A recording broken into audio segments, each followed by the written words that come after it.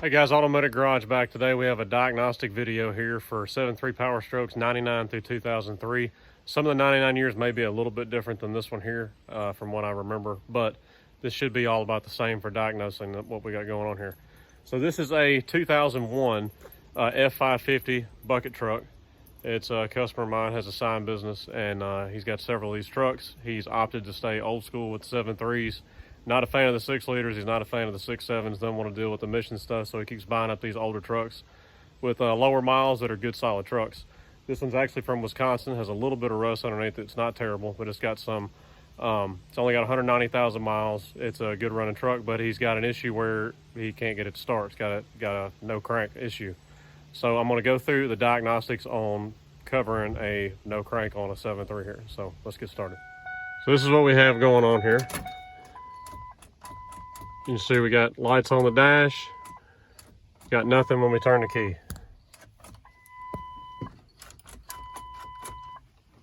So the first thing we'll cover is make sure we have a good working starter and make sure the solenoids on the starter is working just fine. So the easiest way to do this is you come down here to your solenoid. You can see this wire right here. This is not factory, obviously. This is a wire that someone else has run down to the starter, because if you see right here, there used to be another eyelet that came to this post right here from the factory.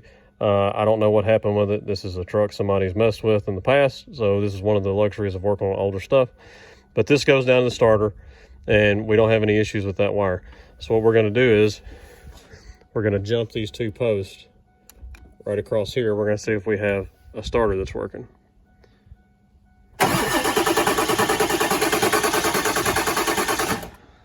So we're starting there.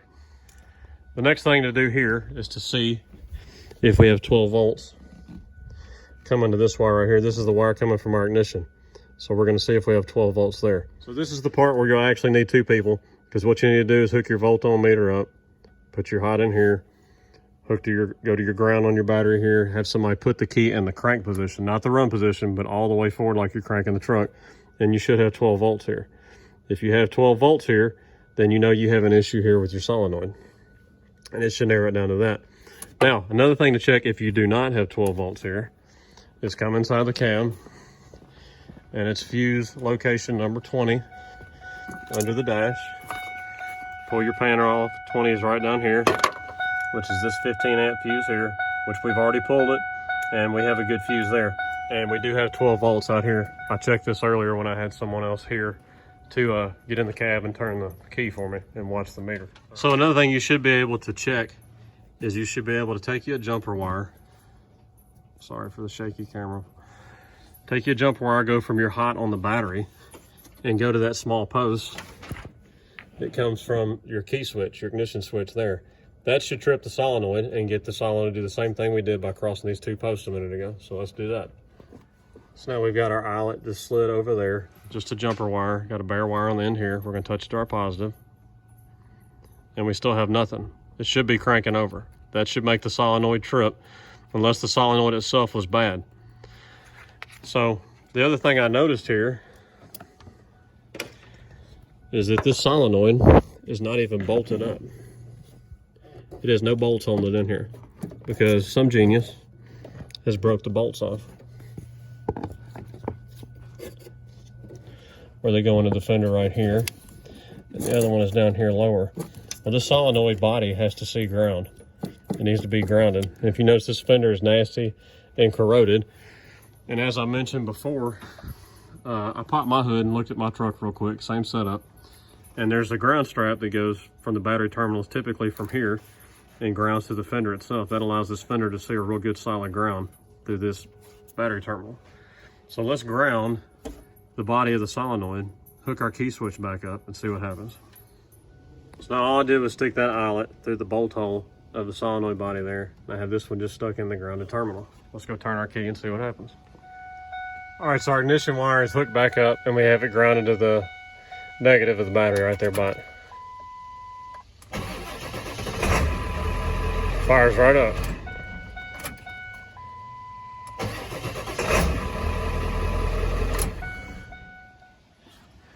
So what we're going to do is make us a nice little ground wire with an eyelet bolted onto here. And since the bolts are broke off in the fender there, we're going to run new self-tap bolts into the fender with another eyelet on this end on one of the bolts, grounding that real good, and we fixed our problem. So I'm gonna do that real quick. I'm gonna show you all the finished product.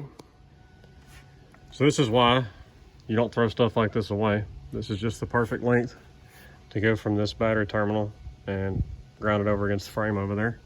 This is actually off of another 7.3. This is from the AIH when you delete the incoming air heater. So I'm gonna put this on real quick and we'll get it done. So there you have it. Ground wire bolted to our battery terminal there. Run right over here behind the solenoid.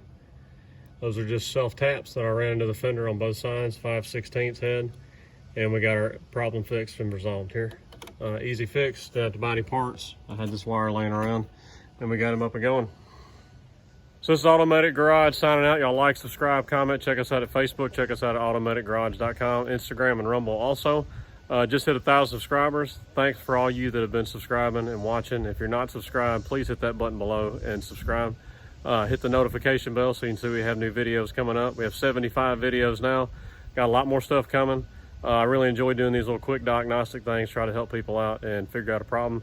So if you have a no crank on a 7.3, check that solenoid, make sure it's grounded good, because that body has to be grounded, especially if you got a rusty old northern truck like this. So we'll holler at y'all later.